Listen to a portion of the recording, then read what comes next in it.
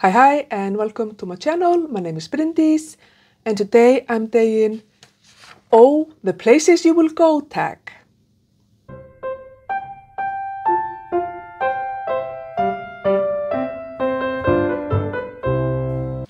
So this tag was created by Gareth at Book Songs and Other Magic, and I was tagged by two people actually, Debs at Rainer Reads and Nikki at My Messy Bookshelf. So thank you so much for tagging me, both of you. And so I will put some information in the description box about the tag and why Gareth created it. But it's very fun and it's kind of based a little bit on Dr. Seuss. I love Dr. Seuss, and we have a very good translation of Cat with a Hat and a couple of other stories that I used to read all the time when I was working in early childhood, so like in the preschool. So absolutely love him. So anyway, there are seven prompts, and all of them have these kind of quotes from Dr. Seuss, I think, and then they have a book prompt and a live prompt. So these are the prompts. 1. Which direction you choose? The book prompt. What's the first place you go to in a bookstore? So here in Iceland, I always go straight to the English section, like international books or English language books section. And generally I will go straight to the classics and then to the fantasy and then the mystery and then the other. Yeah, so classics definitely in the English section for sure. Live prompt. What is the biggest life decision you've made that has impacted your life? Well, I was going to say that doing a PhD, but then I thought maybe that has definitely impacted my life. But I think maybe the decision not to have children was probably bigger than that, than the PhD, although the PhD seems very big. But yeah, I think that whether you decide to have children or not kind of decides a lot of things for you, So that was definitely a big decision. Prompt number 2. Too smart to go down any not so good street. Book prompt. What did you use to read that you don't read anymore? I think I would say contemporary romance. I don't read that anymore. I actually have been finding myself wanting to read more contemporary romance. I love a good love story. And I've read some books lately, like classics, that have just had such a good love story.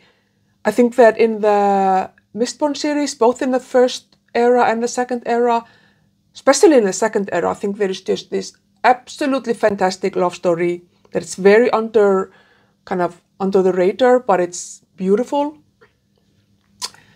And so I love a beautiful love story, but I think sometimes contemporary romance can be just cringy. I did read a romance last year by an indie author, and I know that she has several books out, so maybe I will give her a go again, because I do love a beautiful romance. Don't get me wrong. I got burnt out because I used to read so much of it. I don't know. Anyway, live prompt. What have you learned either as a hobby or in education that you value the most? First of all, that practice makes perfect, or that is as perfect as it's possible to be, because nothing is perfect. But practice. It just makes all the difference. Doing the thing again and again and again and again makes it easier for you to do it. That's very important to practice. And also, the tortoise wins the race. Slow and steady. Slow and steady, people. That's my life advice.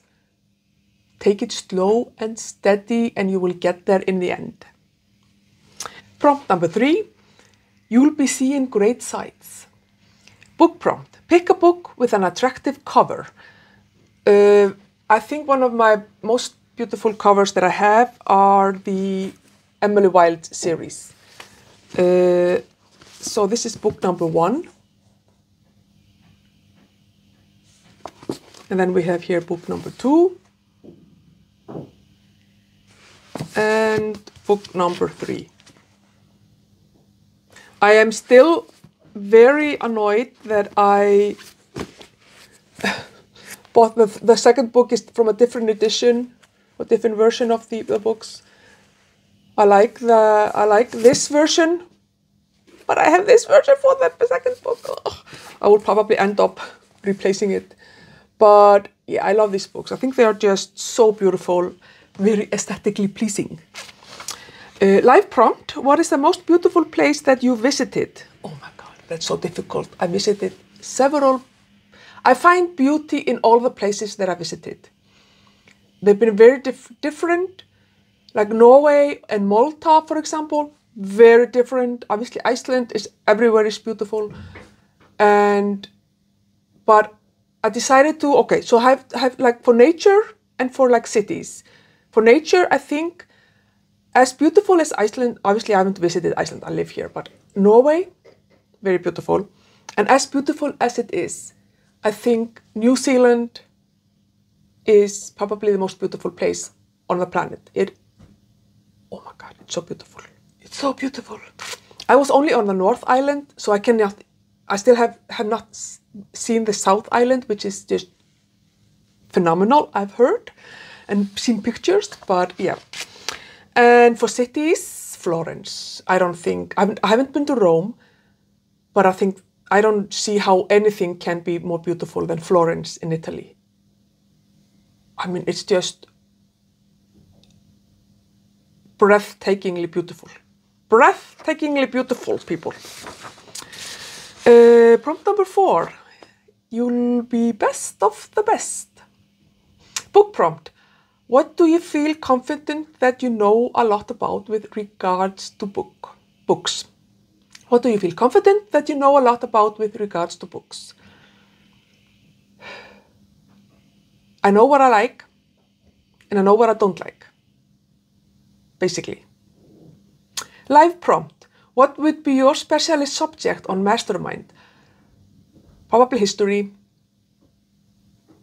Yeah, I think history. Probably like early modern history, I think. Yeah. Number 5, except when you don't.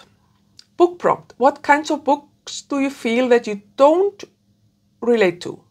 Again, contemporary romance. Like I said, I would like to try to explore that genre a little bit more and try to find books maybe that I like. Because like I said, I love a beautiful love story, but I think I was trying to reflect on why I don't enjoy contemporary romance. And I think the problem is that there are, in my opinion, not real stakes. I like there to be stakes. I like there to be some consequences of people's actions. Like in classics, if a woman is not able to marry someone she loves or at least likes, and makes a good marriage, like it's gonna have such serious consequences for her life, and there's no escape really. And so that's why I find that the romances there are so important, because actually marrying someone you actually might love is like a miracle. So there are like proper stakes there. In contemporary romance, the stake is that he's not that into you. And then like, so? Like, okay, sorry, I'll just get on, like, be on my way. Like, maybe I'm just, it's quite possible that I'm just a bitter old spinster.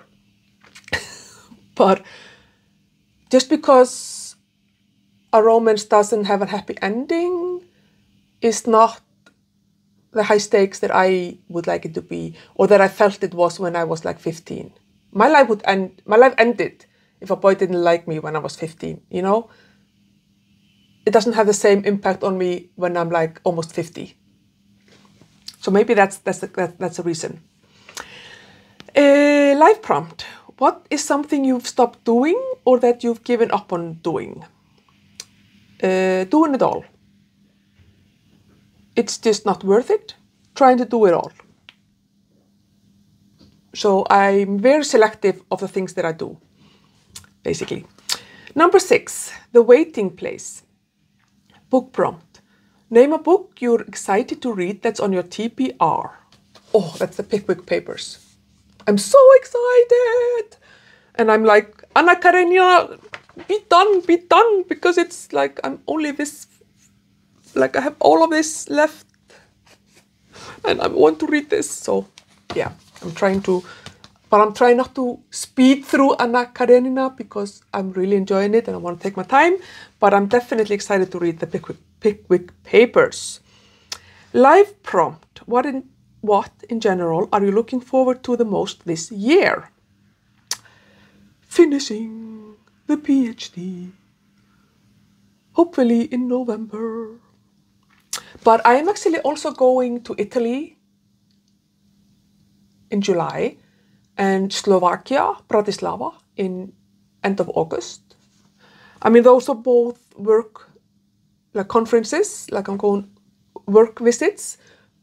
But I've been to Italy once, but I'm going to Bologna in Italy.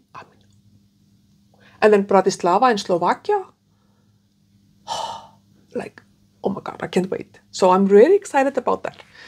But basically finishing the PhD, that's all I can think about. And it's like, has taken over completely every aspect of my life this year. And will it not be wonderful when I'm done? Prompt number 7, balancing act. Talk about balancing your time between general life and putting out content on BookTube. Well, one way that I can do it is by bulk filming these tags, because I've been tagged in like 10 tags, and so I'm trying to film several of them at the moment to have videos for April and May. But generally, I try to just decide, okay, on this day I'm going to film the video for the week. Sometimes I can film 2 videos and have like to be ready for 2 weeks in advance, but I also like to be kind of more current so that I am filming in the week before I put like in the same week that I put the video up.